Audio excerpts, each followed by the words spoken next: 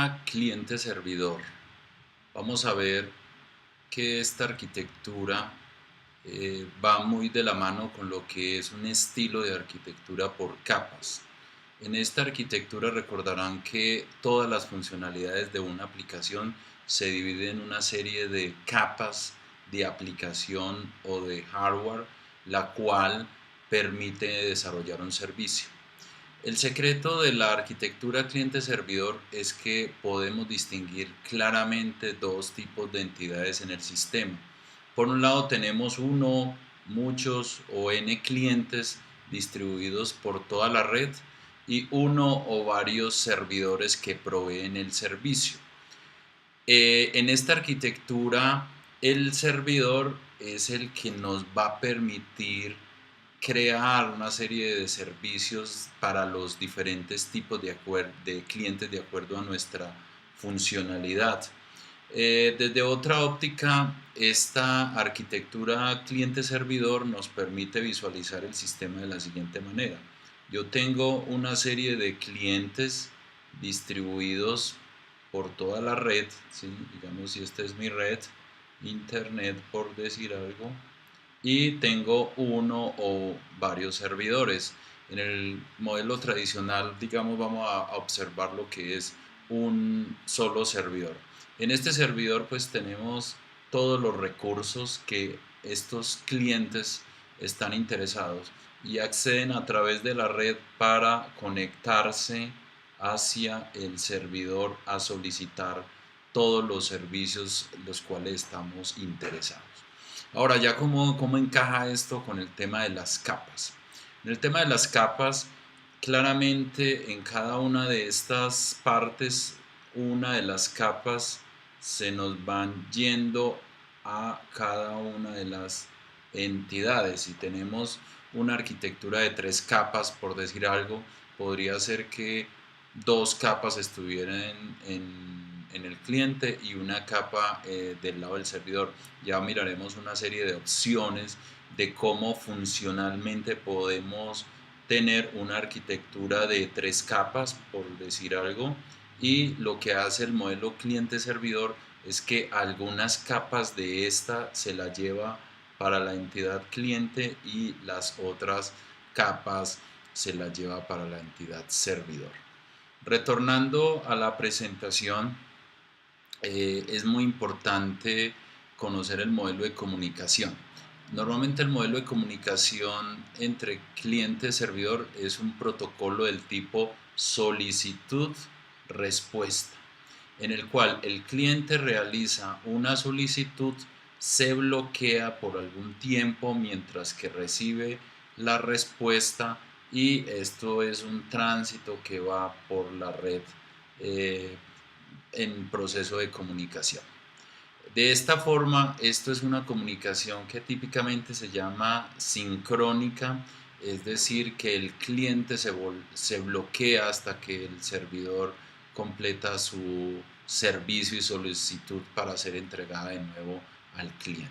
Este es el modelo básico de una arquitectura cliente-servidor, en la cual, mapeando una arquitectura por capas, algunas de estas capas son llevadas a la parte del cliente y otras capas son llevadas a la parte del servidor.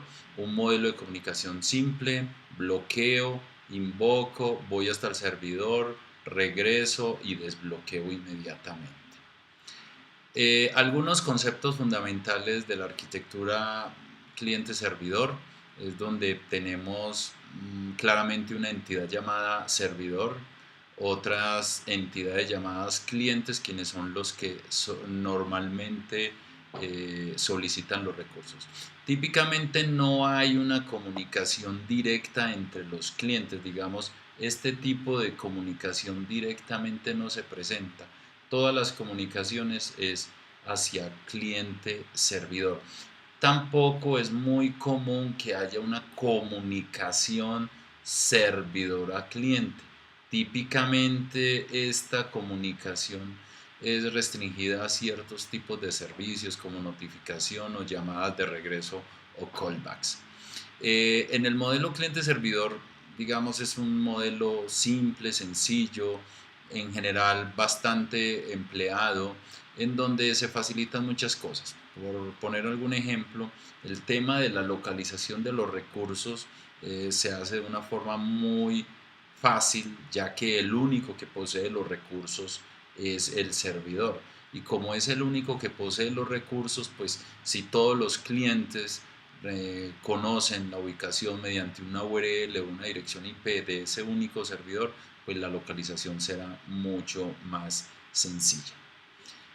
Típicamente encontramos en una división por capas tres tipos de capas. Una capa de presentación, una capa de lógica o de procesos de negocio y una capa de datos. Estas capas entonces de forma básica son las que se van a distribuir a través de la red. Vamos a mirar algunos aspectos de cada una de ellas. En la parte de la interfaz de usuario o presentación encontramos todo lo que tiene que ver con la visualización e interacción con el usuario. Allí vamos a encontrar diferentes alternativas como clientes livianos, como digamos en sí la web es un cliente liviano, se ha venido engordando, digámoslo así, a través de características de JavaScript o aplicaciones tipo Windows o Swing de Java. También encontramos lo que es aplicaciones emuladas que nos permite crear toda una visualización remota de la interfaz. A nivel de reglas de negocio es donde aparece allí todo lo que es la lógica de procesamiento, los algoritmos, digamos los programas que reciben toda la interacción de parte de los usuarios y logran a través del acceso a datos realizar algún tipo de procesamiento. Finalmente encontramos las bases de datos o los datos en general, archivos, conjuntos de datos donde reposan, digamos, todo lo que es los datos persistentes. Estos son los tres niveles básicos y fundamentales de distribución de capas y son las que finalmente se irán a distribuir en una arquitectura cliente-servidor. El modelo cliente-servidor ha tenido diferentes evoluciones. Ha tenido una evolución desde aplicaciones monolíticas en donde, digamos, de alguna forma todas las capas están en el mismo nodo, ¿sí? Ya prácticamente son aplicaciones inexistentes. Un segundo modelo relativamente antiguo es el de emulación de terminal, ya sea en modo texto o en modo gráfico. Es un servicio bastante usado en el tema de sistemas operativos y de acceso multiusuario, multitarea. En esto es claro lo que son los servidores tipo Linux. En sí, pues, digamos, toda la presentación radica en el cliente y todo lo que es la lógica y todo lo que son datos radican o están localizados en el servidor. Digamos, de alguna forma no potencia el explotar todas las características de los clientes, pero es un modelo que ha funcionado y tiene muchas variantes, desde un modelo puro HTML, desde una terminal o un escritorio remoto de Windows, un acceso VNC, el mismo, digamos de alguna forma, X2Go o XRDP para los que han venido accediendo al data center académico, es una forma de acceso remoto vía emulación de terminal gráfica. Allí tenemos entonces la presentación de un lado y todo lo que son las aplicaciones y los datos del otro. La cliente-servidor de dos niveles entonces nos permite localizar estas tres capas en solo dos nodos o dos entidades de la red.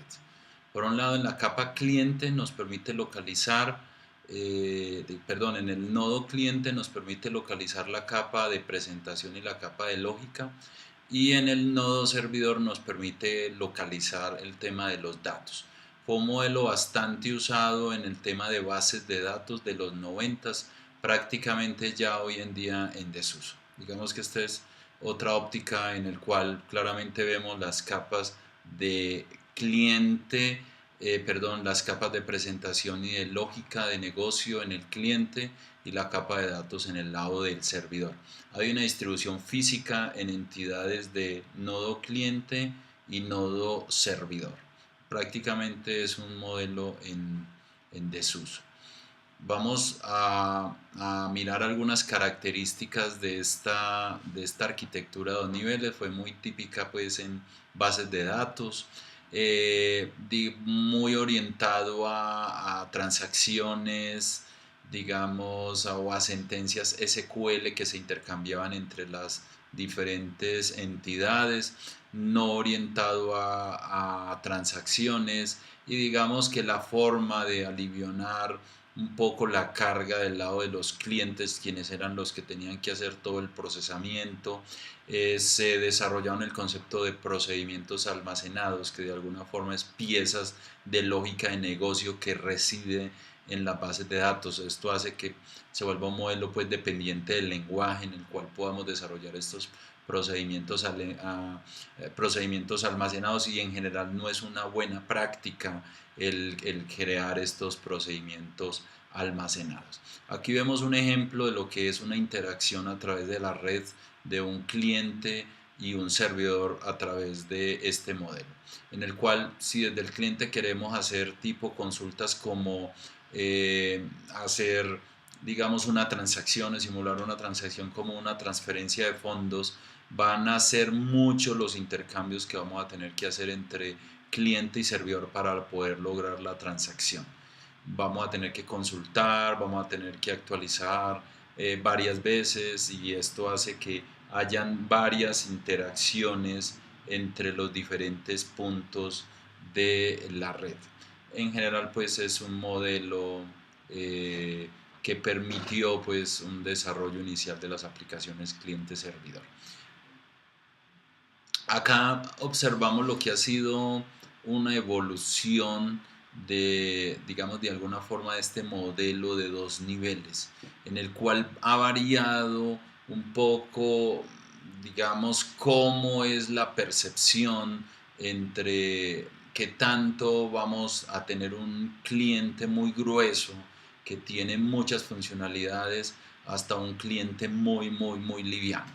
Del lado izquierdo acá tenemos el concepto más liviano de cliente, que podría ser una emulación de terminal, por ejemplo. En una emulación de terminal tenemos una parte muy básica de los clientes, y todo el render o toda la visualización se hace de forma remota, hasta el otro extremo en donde tenemos no solamente la interfaz, aplicación y aún hasta parte de la base de datos. Digamos que podemos rankear en diferentes alternativas de opciones que nos podemos encontrar a veces. ¿Cuál es mejor o cuál es peor? Pues básicamente el plantear solo una arquitectura de dos niveles es una limitante. Vamos a observar cómo los modelos NetAir y todo lo que es la incorporación de las arquitecturas web evolucionan a tener n niveles y no solamente dos. Es por ello que nos vamos a un modelo de 3 niveles o en general de n-tiers.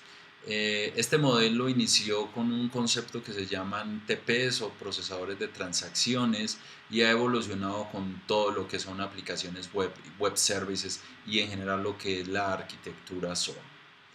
En el modelo entonces de arquitectura de 3 niveles mejora mucho las limitaciones que se tenía anteriormente en el de 2 niveles, pues claramente en cada uno de los nodos reside una capa de la presentación. Pues tenemos en los clientes todo lo que es la capa de presentación, en un servidor o en un tipo de servidor tenemos todo lo que es la lógica de negocio, y en el otro lado pues tenemos todo lo que son los datos o la persistencia. Esto hace que haya una separación de funciones y empecemos o comencemos a ver la evolución de este modelo hacia una generalización en n niveles, que vamos a ver que en el caso de las aplicaciones web van a ser 4, 5 y aún hasta más niveles. En esta arquitectura de 3 niveles, pues en cada uno de los nodos o entidades de la red, pues tenemos una de las capas. Tenemos en el lado del cliente la presentación, en el lado del primer servidor o el servidor de la mitad tenemos todo lo que es la aplicación de negocio, y tenemos en otro servidor todo lo que son los datos y y la persistencia. Vemos cómo, digamos, de alguna forma una arquitectura como web nos plantea una separación en una evolución bastante interesante que vamos a observar de lo que son las aplicaciones cliente-servidor de 3 niveles. En este caso, pues digamos, mostramos lo que ha sido una evolución de las aplicaciones web, digamos, desde unas aplicaciones muy clásicas donde solo residía la parte de interfaz, muy parecido, si acuerdan, al modelo más extremo de la izquierda de lo que es una aplicación solo de emulación, hasta una parte más gruesa donde la interfaz contiene toda la lógica de visualización de datos, toda la parte de experiencia de usuario agradable para él, todo lo que es la interacción, y la lógica del negocio se limita a ofrecerse a través de un conjunto de servicios y está totalmente desacoplado de la presentación. Esta es quizás de las visiones hoy en día más modernas de las aplicaciones web de N niveles. Ya por debajo de esto ya se encuentran las otras capas de integración o de datos, como vamos a ver en su momento en las aplicaciones web.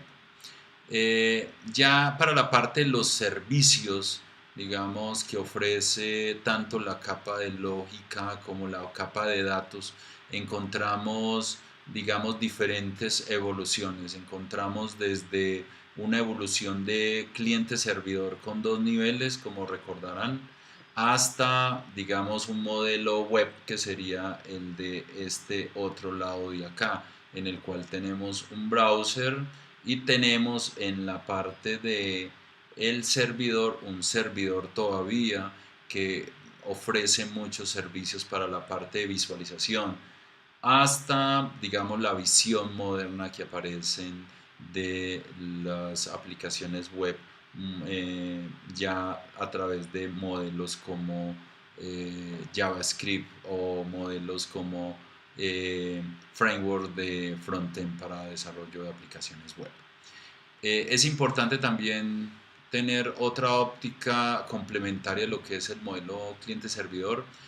Comienzan a aparecer otros servidores que ofrecen servicios para, para, para apoyar nuestro modelo de computación.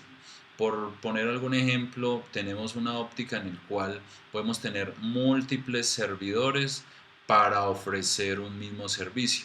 Esto es súper importante porque ya en los modelos de escalabilidad vamos a tener que proveer un servicio, por poner algo, voy a poner acá un ejemplo, un cliente, y el servicio es ofrecido a través de un conjunto de servidores en esta dirección, para poder que más adelante a través de un balanceador podamos de alguna forma acceder a alguno de estos servidores. Es muy usado en confiabilidad porque pues si se me cae uno de estos servidores, pues el servicio será atendido por los demás servidores, o en el caso de rendimiento, puesto que cada una de estas entidades tiene una capacidad que está limitada por memoria, procesamiento, en general por varios factores. Entonces, si yo quiero tener más usuarios simultáneos, voy a tener que adicionar servidores. Es un modelo que nos va a servir bastante. También existe el concepto de servidores proxy. Para el caso de servidores proxy, son servidores intermediarios para llegar hasta nuestro servicio. Si yo tengo aquí un cliente y aquí tengo un servidor, pues yo tengo acá un servicio de proxy que me permite a mí a través de él acceder los servicios. Servidores de visualización, ahora con todo el movimiento de cloud computing, de alguna forma cloud computing se hace ver como una característica donde yo tengo aquí la nube y acá yo tengo un modelo en el cual tengo el cliente, y para mí la nube se ve en general como el servidor. Entonces son muchas las opciones que tenemos de la arquitectura cliente-servidor. En general hoy en día es una arquitectura bastante predominante y que se ha consolidado mucho, mucho para la visión moderna del desarrollo de las aplicaciones, conjugada con arquitecturas web y conjugada con todo el movimiento de cloud computing.